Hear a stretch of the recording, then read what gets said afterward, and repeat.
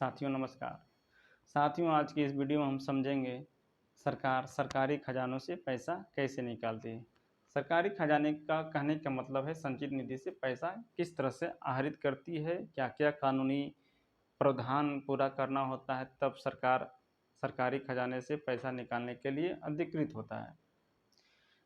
भारत एक लोकतांत्रिक देश है, इसीलिए सरकार को सरकारी खजाने अर्थात संचित निधि से पैसा निकालने के लिए लोकतांत्रिक प्रक्रियाओं का अनुसरण करना होता है। इसके लिए सरकार को सदन से पहले अनुदान मांग की स्वीकृति और फिर बाद में विनियोग विधेयक की स्वीकृति लेनी पड़ती। इन दोनों की स्वीकृति के बाद ही सरकार सरकारी खजानों से पैसा निकालने के लिए अधिकृत होता है। अनुदान मांग, जिसे इंग्लिश में डिमांड्स फॉर ग्रांट्स कहा जाता है, संविधान के अनुच्छेद 113 में इसकी चर्चा है।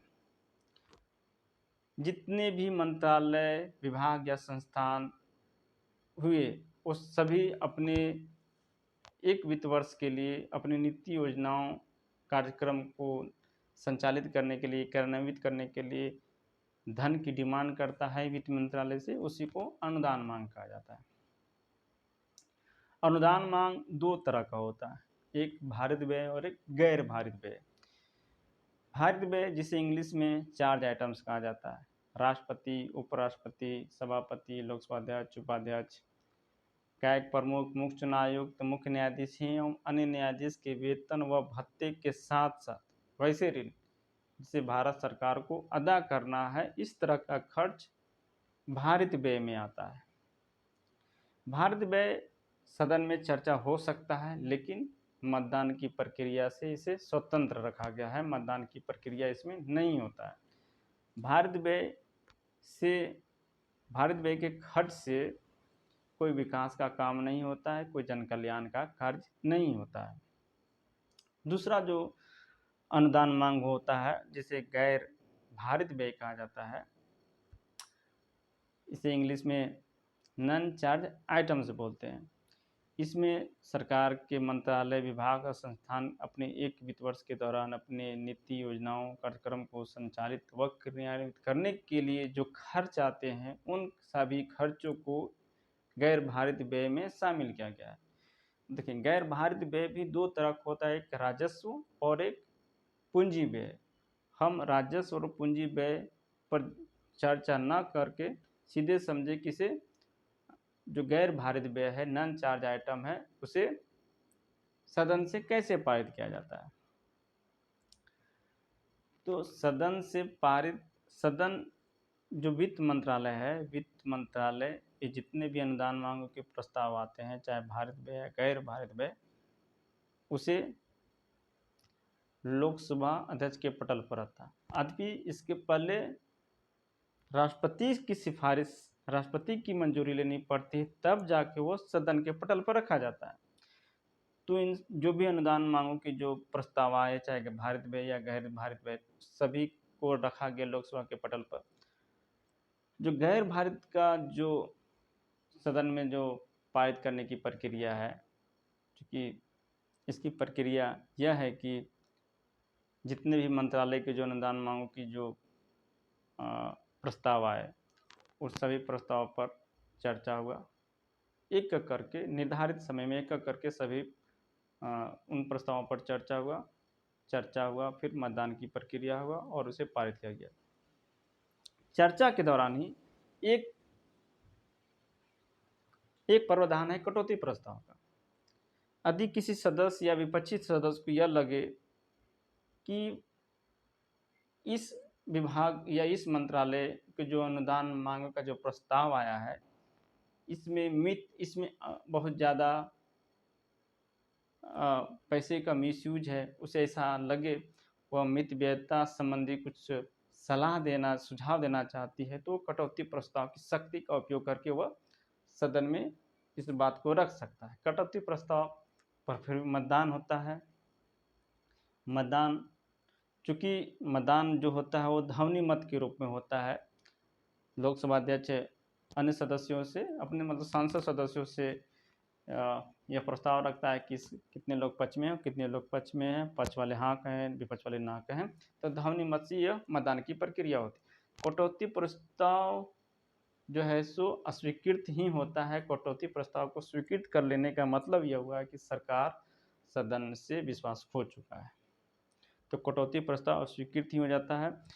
पहले अनुदान मांगी कि जो मूल प्रस्ताव पर चर्चा हुई, कटौती प्रस्ताव पर भी चर्चा हुआ, लेकिन मतदान की प्रक्रिया पहले कटौती प्रस्ताव पर होती, तब फिर जाके जो अनुदान मांगे जो मूल प्रस्ताव है उस पर फिर मतदान की प्रक्रिया होती है।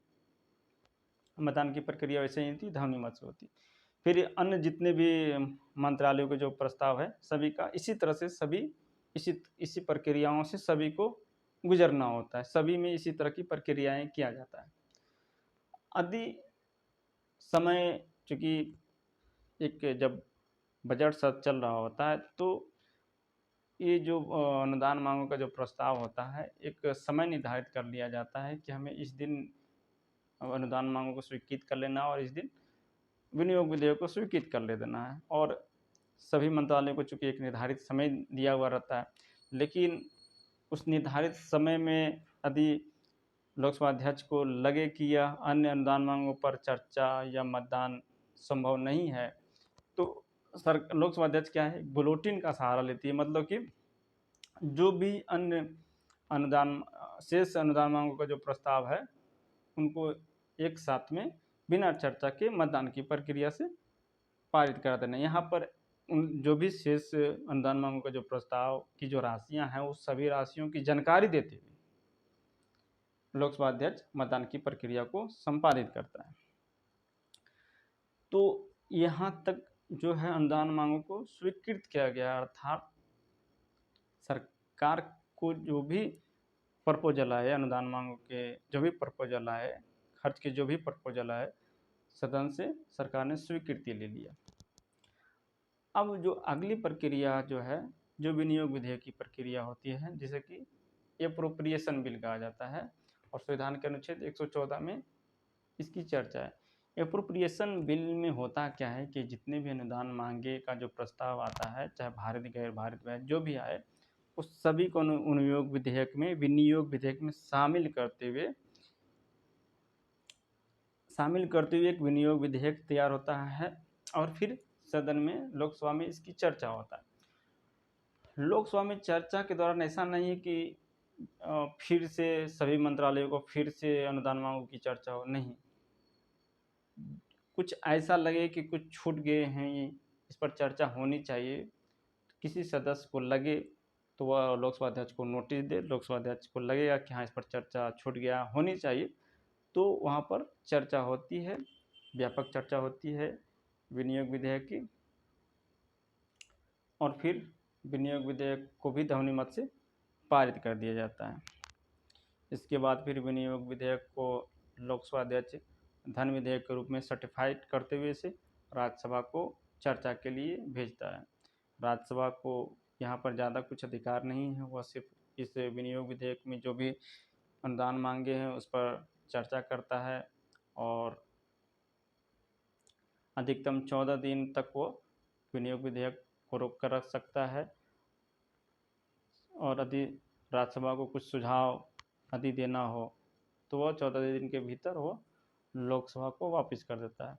यदि राज्यसभा से इसे पारित न भी किया गया हो 14 दिन के भीतर, तो इसे पारित समझ लिया जाता है कि राज्यसभा से पारित कर लिया जाता है। राज्यसभा को यहाँ कुछ विशेष अधिकार नहीं है कि स्वीकृत करे या अस्वीकृत करे, बस चर्चा कीजिए, चर्चा के यदि कुछ सुझाव हैं तो सुझाव दीजिए और उसे वापस कीजिए। लोकसभा के अध्यक्ष को विवेक पर है कि आपकी सुझाव को माने या ना माने, उसके विवेक पर निर्भर है।